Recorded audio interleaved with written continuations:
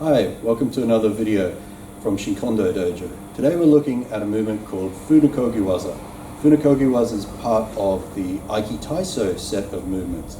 And these are movements we practice at the beginning of class and that contain the movements that underlie the techniques of Aikido. Each one of these can be practiced at home, and Funakogi Waza is a movement that turns up in quite a few different techniques. So I'm going to demonstrate now. I'm standing in a hami stance, my left leg's forward, my right leg's back, and in this movement we send our 1 point and our hips forward, and that projects our hands forward.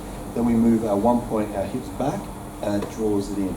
So counting through it, ich, ni, ich, ni, ich, ni, san, shi. One of the things we're doing here is projecting our hands a little bit down. So as my 1 point moves forward, it starts the movement and the hands continue. I'm not pushing my arms out, my hips are kind of throwing my hands out.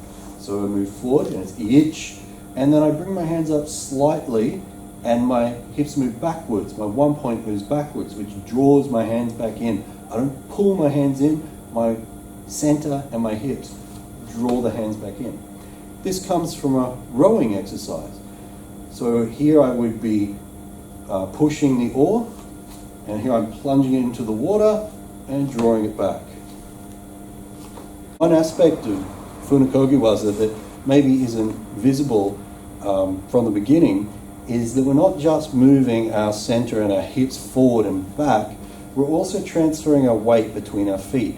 So when I start this movement, my front foot has my toes down and my heel raised, and my back foot has my weight on that foot, but mostly towards the toes. My heel is still light.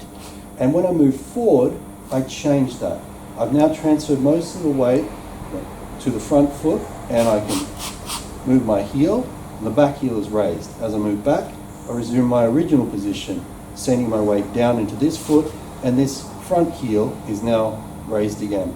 So there is an aspect of sending my weight down into the front foot and then down into the back foot, moving forward and down into the front foot and moving back and down into the back foot as I move my hips forward and back, and that projects my hands forward and back. So just like Udamewashi Waza, where we use our 1 point to draw our hands down and then our 1 point to throw our hands back up in the air, we're using Funakogi Waza, using our 1 point to send our hands forward and then to draw them back. This means here, when I draw down, my whole body weight is drawing my hands down, and when I move up, the muscles in my legs are doing most of the work to send my hand back up.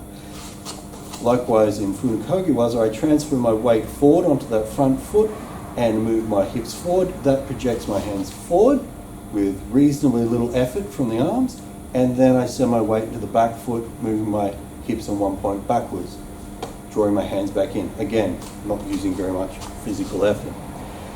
I've been saying transfer my weight. If I have my weight forward and then back, even if I were lifted at 1 foot or the other or tested, I shouldn't fall over. So I've been saying I transfer my weight to the front foot or the back foot, but really I should be balanced at all times. I've moved my weight forward, yes, but there's still a reasonably even distribution, so that if my back ankle was lifted straight up, I wouldn't tip, or if I was pushed forward from my hips, I wouldn't tip. If I move back, lifted from the front ankle, I shouldn't tip over. Tested from the front, I shouldn't tip over. If you move outside that range of movement, you lose balance, you can be pushed over, and that means in a technique, you might stumble and be pulled down on top of someone. So when you practice this, be conscious that you don't send your weight too far forward or too far back. Thank you for watching this video. Good luck with your home training. Bye now.